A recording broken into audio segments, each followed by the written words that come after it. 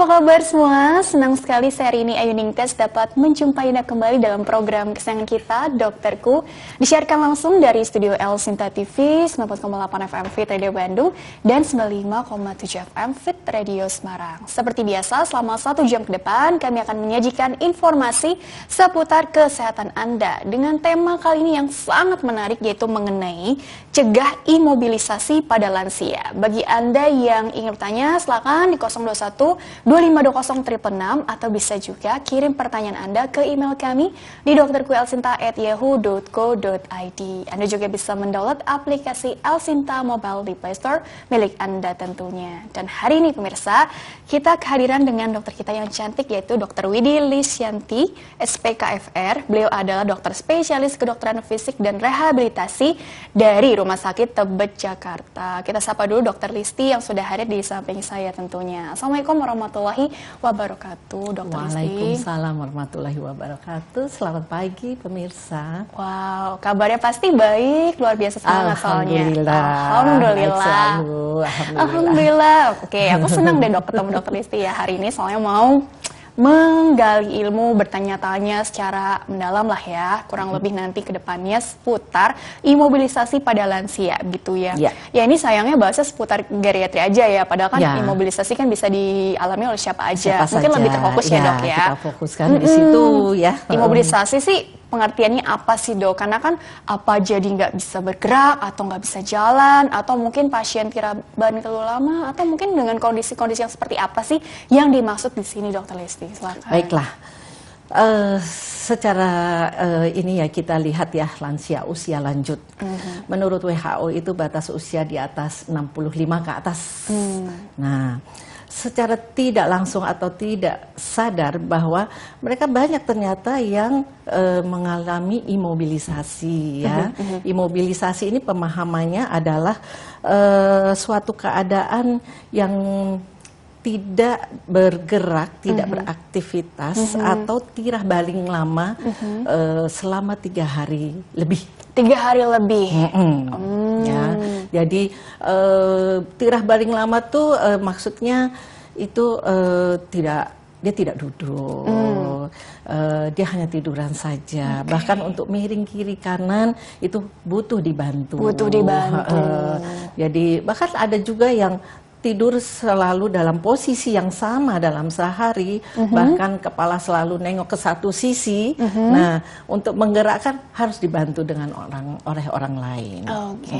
Mengapa sih kita harus mencegah nih imobilisasi ini? Karena kan begini ya dok, ada yang kan memang sudah sulit nih kondisinya, mau bergerak aja tadi mesti maaf dibantu. Jadi kan caregivernya perlu yang lebih telaten, lebih aware, paham tujuannya ini apa sih mencegah imobilisasi itu sendiri. Ya, jadi istilahnya jangan sampai sudah imobilisasi baru kita kerepotan untuk menangani ya. Betul dok. Jadi ini sebelumnya langkah-langkahnya istilahnya kita cegah, jangan sampai dia tiduran lama tidak bisa apa-apa. Nah, oleh karena itu kita harus tahu juga ya penyebab imobilisasi itu sendiri ya. Nah, biasanya imobilisasi itu terjadi karena pasien itu baru keluar rawat inap. Rawat inap. Dari rumah sakit dia sudah bisa duduk, sudah bisa makan sendiri. Tapi kenapa pas pulang tidak bisa apa-apa gitu ya. Nah, seperti itulah yang harus kita cegah. Nah, selain itu juga faktor risiko yang paling besar adalah jatuh pada orang tua ya, pada lansia ya. Takut patah Jadi, tulang dong. nah itu jatuh saja yang tidak kenapa-napa, banyak sekali mereka trauma.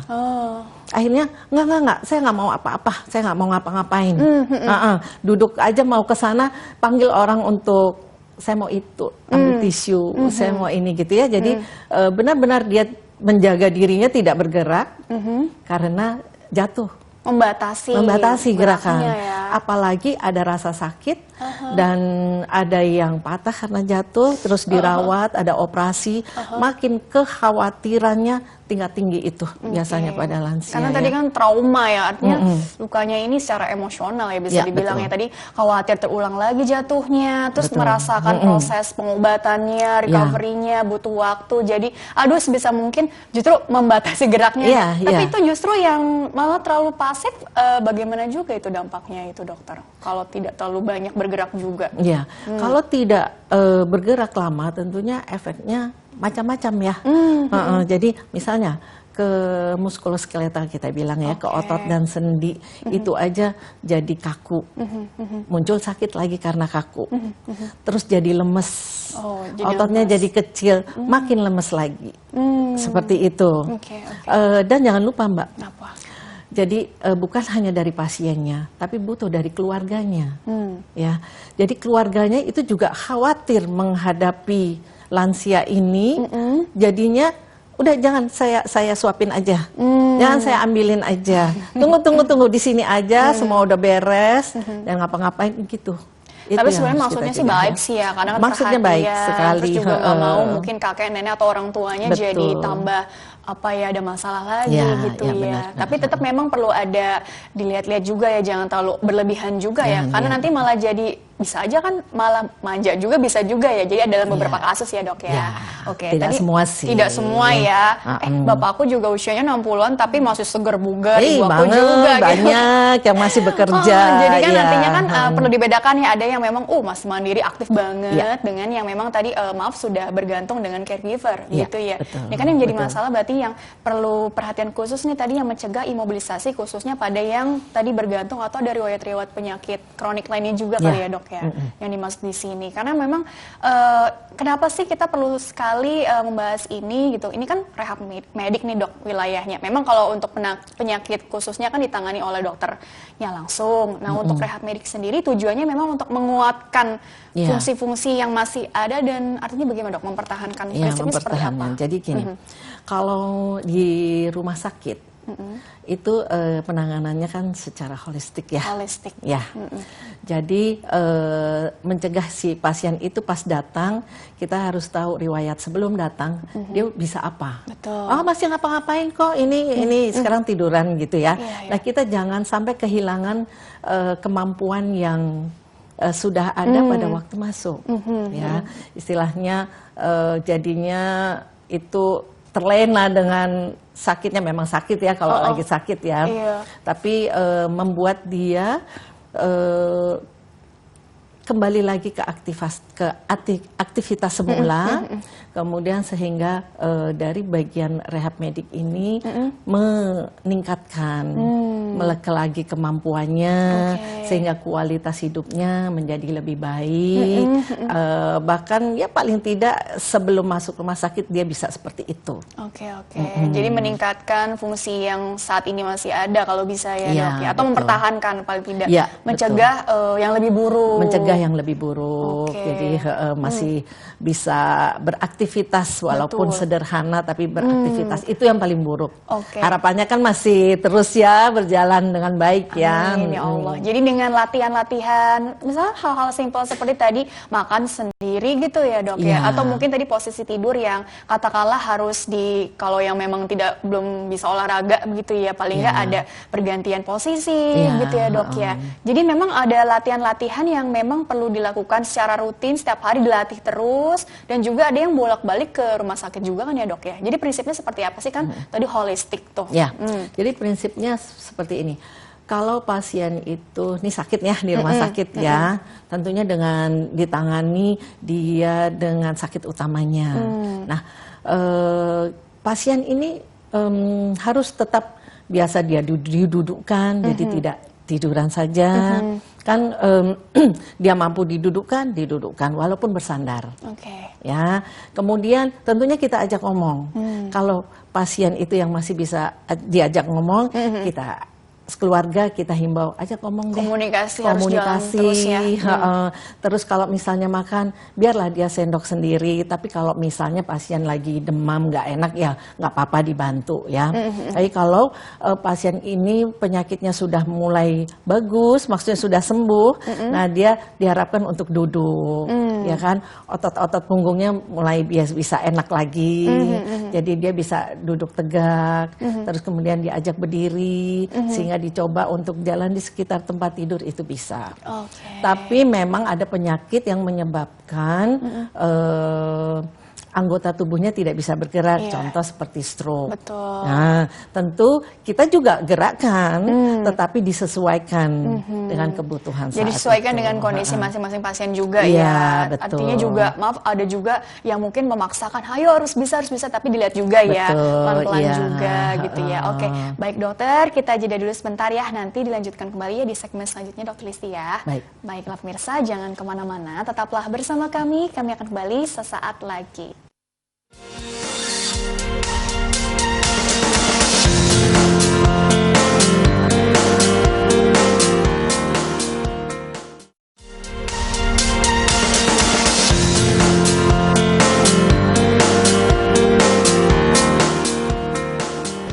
Ya pemirsa, terima kasih Anda masih bersama kami di program Dokterku, masih membahas mengenai cegah imobilisasi pada lansia bersama dengan Dr. Widi Listianti SPKFR, dokter spesialis kedokteran fisik dan rehabilitasi dari Rumah Sakit Tebet Jakarta. Dan Dr. Listi dilanjutkan kembali ya dok ya. Jadi sekarang kita fokus di segmen kali ini nih. Jadi bagaimana sih supaya tidak terjadi imobilisasi itu sendiri gitu ya. Jadi yang perlu diperhatikan barangkali kan caregiver dulu deh gitu ya. Karena kita asumsi kan di sini yang pasiennya benar-benar bergantung gitu ya. Jadi seperti apa nih edukasi yang biasanya dokter sampaikan untuk mungkin anaknya, putra-putri dari pasien atau mungkin pasangannya, cucu semuanya deh yang terlibat artinya kan, atau mungkin tenaga bantuan lainnya ya dok ya. Tapi pada prinsipnya hal-hal apa saja yang perlu diperhatikan untuk tidak terjadi imobilisasi pada pasien itu sendiri dokter? Baiklah. Kalau keterlibatan keluarga itu sangat penting. Betul. Ya, sekitarnya itu sangat penting sekali, yaitu membuat pasiennya atau keluarganya itu nyaman. Ya, jadi diberilah kesempatan untuk orang tua ini untuk beraktivitas. Terutama kalau pasien ini sudah sakit ya, kita ajak, ayo duduk. Ayo kita pindah ke kursi sana, walaupun sedikit kita bopong nggak apa-apa. Jadi dia akan bergerak. Proses bergerak dari duduk ke berdiri kan banyak gerakan. Dia harus pegangan, dia harus apa. Bahkan kalau ada yang ketakutan, pegang kenceng sama yang menggerakkan. Wow. Jadi tentunya yang memegang, entah itu keluarga atau caregiver, itu harus kreatif. Jadi jangan membiarkan udah tiduran, udah beres, saya tinggal untuk kerja di dapur atau apa gitu ya. Jadi buatlah pasien ini terus bergerak. Ayo duduk, ayo pindah. Dia tentunya berdiri, mau nggak mau kakinya ikut mengangkat badannya. Seperti itu. Hal-hal yang kecil seperti tangan, dia bisa baca, diajak baca, pegang remote, mau pilih TV yang mana betul. Ya. Terus kemudian sekarang kan zaman canggih ya, orang tua juga pegang gadget, bolehlah karena pengen komunikasi sama keluarga itu termasuk motorik halus. Motorik halus ya. Kalau tidak apa-apa koordinasi ini akan hilang dan lemas. Jadi harus dikuatkan, dilatih juga tadi. Betul. Pikiran juga jalan terus kan aktif begitu ya dok ya. Dan dari keluarga harus terus terlibat. Memang butuh hiburan. Yang paling sulit adalah kita jangan marah kepada orang tua itu karena ada yang begini loh. Kamu nggak merasakan saya, nggak enak nih badan gitu ya. Tapi kalau tak enak badan itu dilanjutkan jadi lemes. Jadi ajaklah, yuk kita berdiri, yuk kita ke depan. Terus ini makan dulu ya, disiapkan di situ atau sambil bersama-sama makan. Karena hal-hal itu memang membuat bergerak. Ya. Hal-hal simpel yang sebenarnya perlu dilatih, dibiasakan ya dok ya.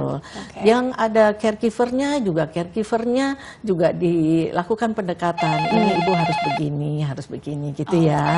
Baik dokter, ada telepon masuk nih dok, coba diutamakan dulu ya. Baik, halo, dengan siapa di mana? Silakan.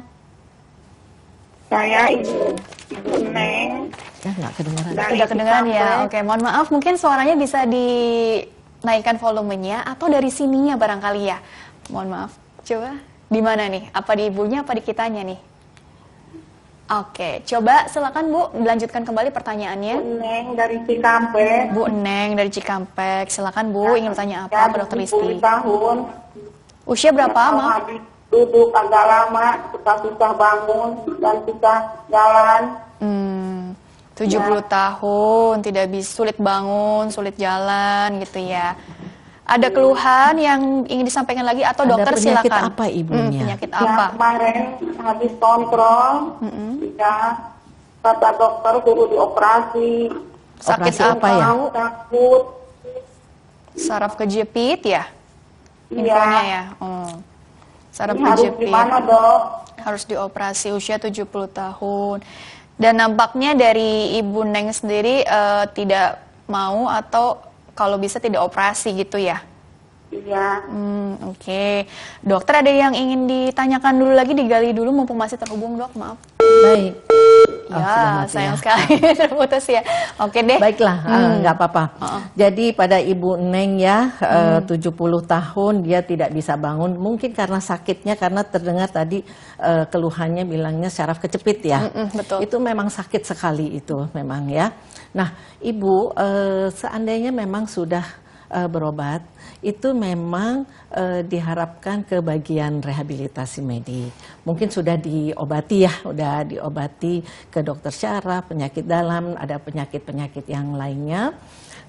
Karena bisa diharapkan bisa memaksimalkan penyembuhannya, yaitu nyerinya bisa berkurang. Memang seandainya itu harus dioperasi, ya, sebelum operasi ada tahapan-tahapannya. Di dalam rehabilitasi medik kita sering nih yang sakit seperti ini, sakit di pinggang menjalar ke kaki, ke bawah, ya. Dengan usia 70 kan tidak kuat dengan sakitnya sehingga paling nyaman dengan tiduran. Bahkan nanti lama-lama kalau tiduran saja sakit itu akan muncul. Walah. Jadi Ibu berobatlah ke bagian sarafnya, terus ke rehab medik.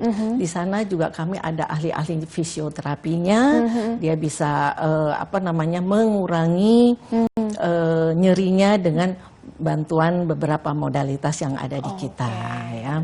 Jadi ibunya jadi nggak takut. Nanti diajarkan kalau duduk yang nyaman seperti ini, bahkan dilindungi sama korset supaya tidak nyeri, sehingga ibunya bisa berdiri di rumah, bisa melakukan aktivitas sederhana. Oke, seperti itu ya. Nah, mungkin ini rasa takut tuh adalah hal yang wajar. Karena kan, kalau harus operasi nanti tindakan setelah itu perawatannya dan aktivitasnya bagaimana begitu ya. Makanya tadi ada baiknya tadi ke spesialis sarafnya lagi, dan untuk bagian rehab mediknya tadi kan ada solusinya banyak sekali begitu ya. Jadi ada perawatannya juga pasca tindakan operasi itu sendiri begitu ya dok. Ya, untuk karena kan kadang-kadang rasa takut itu karena kita tidak tahu, tidak dapat gambaran bayangannya ke depan seperti apa. Begitu nah ya, seperti dok, ya? ini kan mencegah ya, supaya ibu mencegah berbaring lama. Ayo berobat.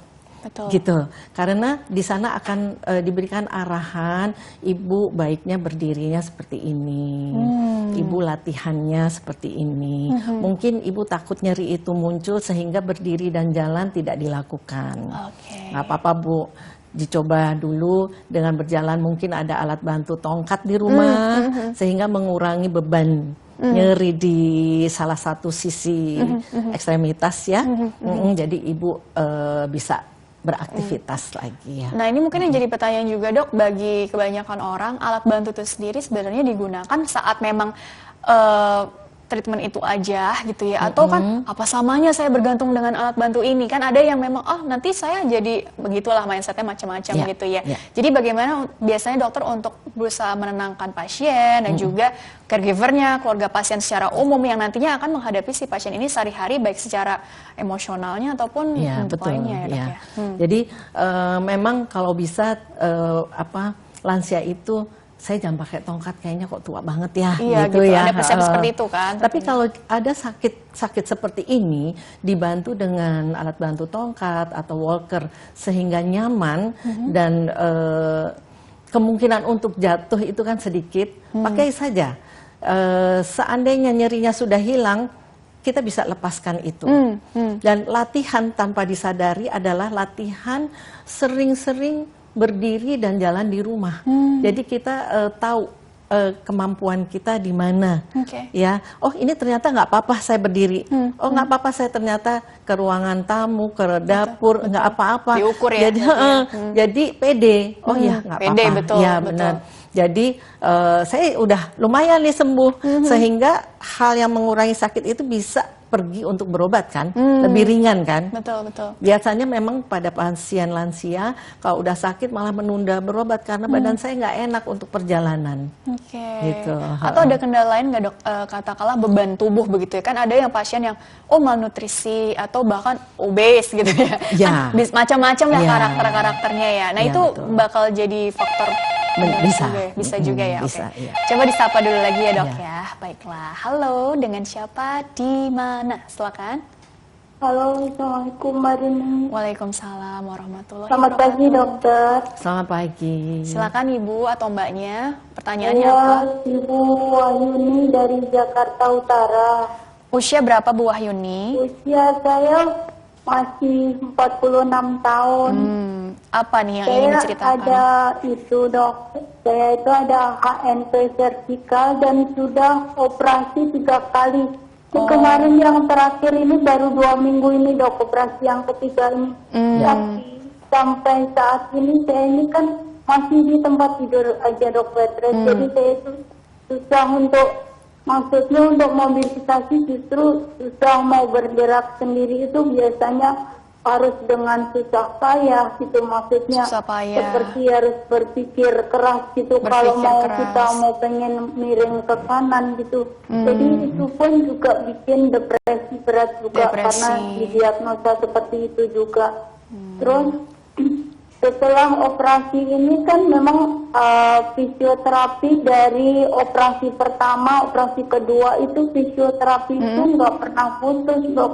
Tapi sepertinya walaupun ada progres itu lama banget, Dok. Jadi kaki kiri saya, pokoknya yang bagian kiri itu digerakkan itu seperti lemah gitu, Dok. Sekarang menjalar yang ke sebelah kanan itu seperti nyeri ditusuk-tusuk, jadi seperti memberat ya gitu. Gimana ya, Dok? Apa saya harus karena saya sebenarnya juga lelah banget, Dok, bolak-balik ke rumah sakit seminggu itu 3 kali gitu, Dok. Solusinya seperti apa ya, Dok?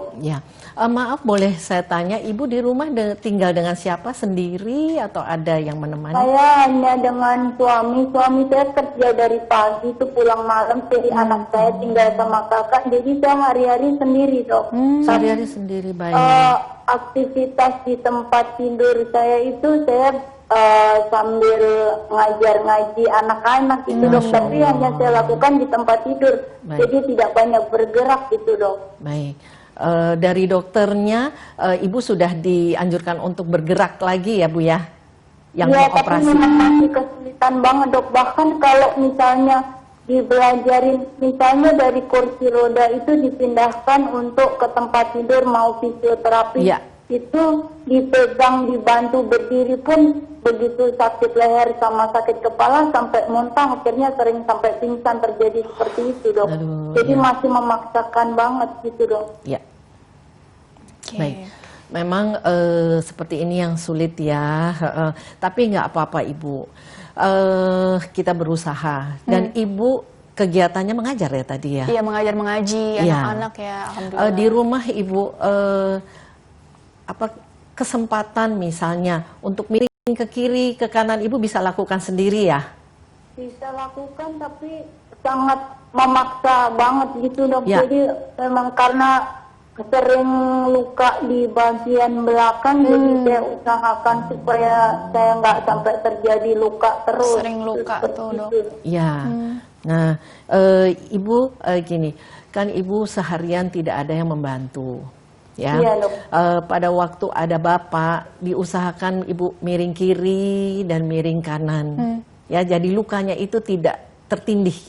Ya, terus kemudian Ibu berusaha mungkin semaksimal mungkin apa yang ada di untuk kekuatan tangan misalnya, bisa ada pegangan untuk membawa badannya untuk miring ke kanan dan ke kiri.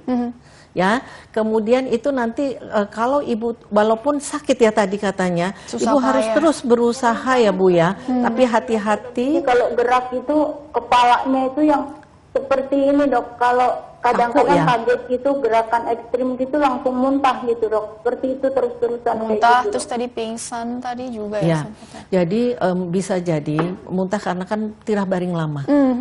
Jadi dia melawan gravitasi langsung itu mual itu Mual, muncul ya. dan muntah.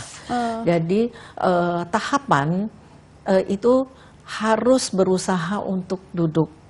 Ya, jadi dicoba-coba pelan-pelan, miring dulu sudah nyaman, dibantu untuk duduk, mau tidak mau, ya.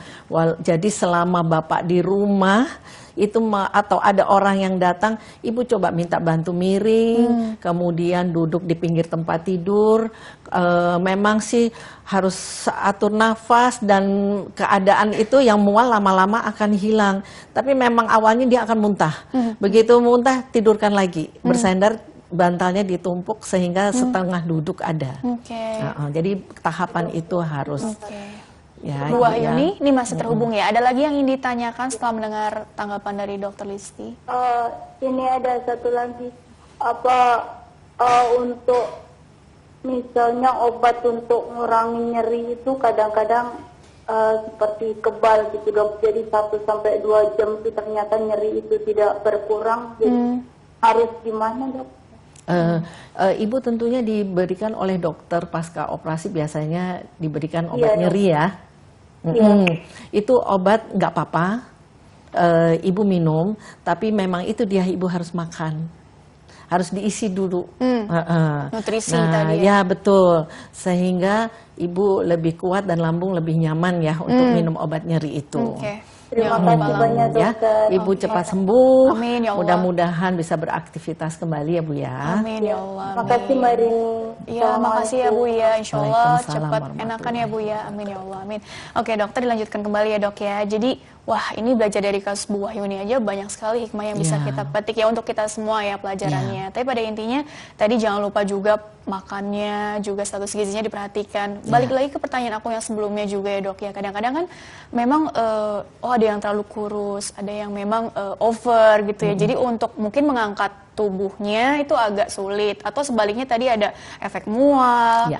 efek tirah baring terlalu lama, dan macam-macam tergantung kondisi pasien ya. Jadi ini memang pelajaran juga ya dok ya. Ada yang memang pasien tuh nggak berani minta tolong gitu ya, karena nggak mau menyusahkan juga. Kan ada juga karakter yang seperti Ya. itu ya. Jadi kalau untuk yang seperti itu, tanggapan dari dokter seperti apa ya, supaya ini sama-sama paham nih. Jadi Ya. komunikasi jalan terus antara caregiver, orang-orang sekitarnya lah yang bisa Betul, dimintai betul, bantuan betul. gitu dok. Memang hal ini kita butuh bantuan dari orang lain untuk awalnya, ya.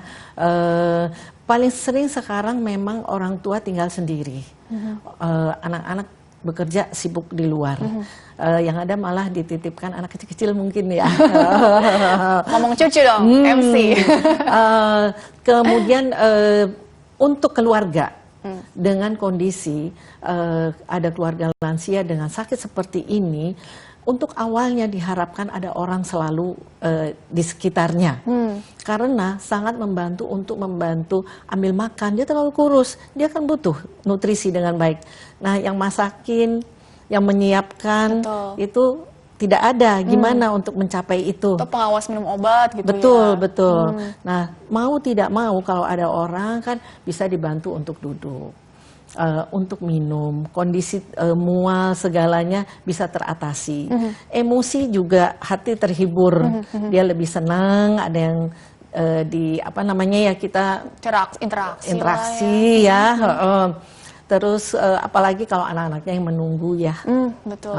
Bisa jadi anaknya kalau memang sibuk atau tidak satu daerah tentu ada caregivernya. Oke. Atau sebenarnya sih walaupun katakanlah sulit bergerak, jangan lupa juga tadi makanan jiwanya gitu. Tadi bagus tuh. Oh, aktivitasnya mengajar, mengaji. Intinya yang bisa membuat tetap happy ya, begitu happy. Ya Dok ya. Itu kita butuh teman. Nah betul. itu.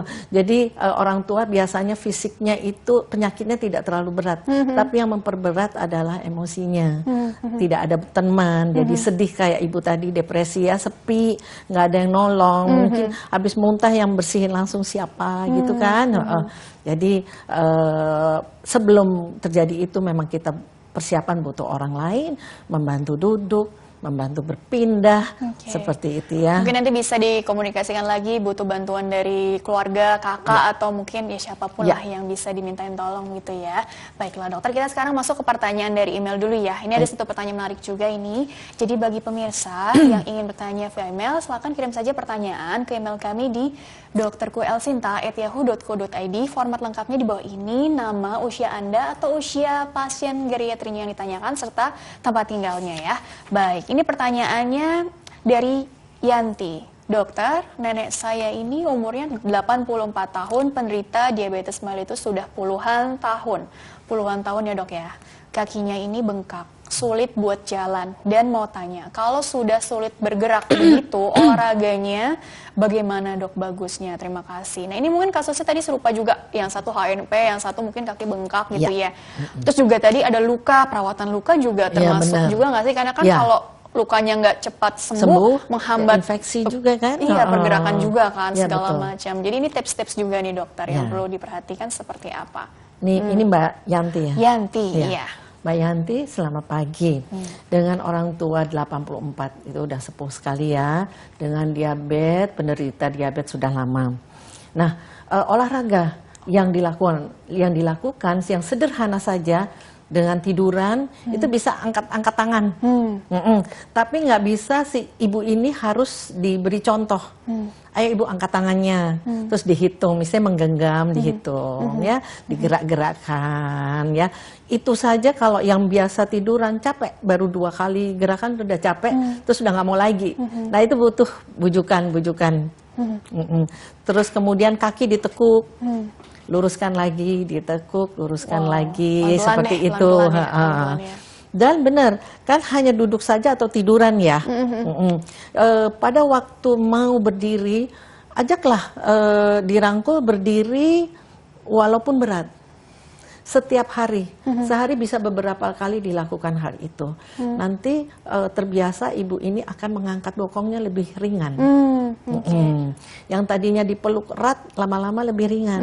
Dan akhirnya bisa pakai walker. Perlu jadwal khusus nggak sih dok? Artinya, oh kalau untuk ini apa setiap pagi sekalian terkena sinar matahari juga. Atau mungkin nanti diulang lagi sore hari. Jadi supaya terbiasanya bagaimana dok jadwalnya sendiri? Jadi di keluarga butuh buat jadwal, pagi-pagi keluar aja udah mendudukkan, berdiri, pindah kursi itu udah gerakan.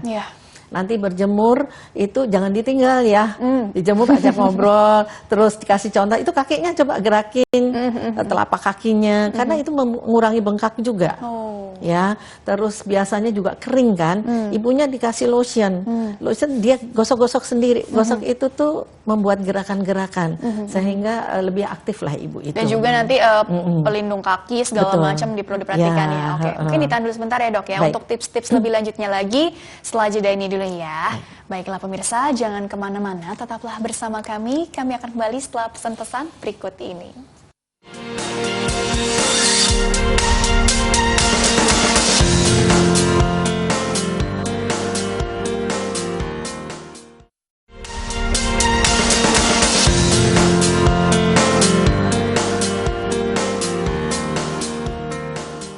Ya pemirsa, terima kasih Anda masih bersama kami di program Dokterku. Masih bersama dengan Dr. Widi Listianti SP KFR. Beliau adalah dokter spesialis kedokteran fisik dan rehabilitasi dari Rumah Sakit Tebet Jakarta. Masih membahas ya mengenai mencegah imobilisasi pada lansia. Dan Dokter Listi, di segmen terakhir sebelum ke take home message-nya atau closing statement-nya, aku mau bertanya kembali seputar tips-tips ya tadi untuk menciptakan lingkungan yang aman, nyaman juga untuk pasien geriatrinya, dan juga caregiver juga bantu dimudahkan juga untuk mobilisasi si pasiennya itu sendiri begitu ya dok ya. Kira-kira apa saja sih tipsnya ini khusus di rumah ya dok ya? Seperti apa ini dok? Kalau bagi lansia yang baru pulang dari rumah sakit atau dia punya penyakit kronis, jangan lupa untuk kontrol teratur kepada dokternya, ya, karena itu sangat penting kondisinya untuk menyembuhkan penyakit kronisnya itu sehingga tetap sehat ya. Atau terkendali dengan baik. Sedangkan kalau di rumah yang diperhatikan adalah bagi lansia adalah kita lihat dia kesehariannya banyak duduknya, banyak tidur. Itu harus kita ajak untuk berkegiatan. Dan berkegiatannya orang tua sekarang banyak sekali, dan mereka sampai umur 70 banyak yang masih beraktivitas, masih ngajar, punya komunitas ya. Yang penting aktif ya betul. Tadi ya. Tapi yang di rumah diharapkan adalah terlihat bahwa kalau di kamar mandi kita harus lihat jangan banyak barang, terus kemudian ada keset yang dari karet sehingga tidak licin dan terang. Lampu jangan gelap. Ya benar. Kemudian rumah memang tentunya ya bersih ya, tapi yang diingat adalah dalamnya rumah itu jangan bukan sering ya, diganti. Misalnya tadinya nggak ada karpet, ini ada karpet.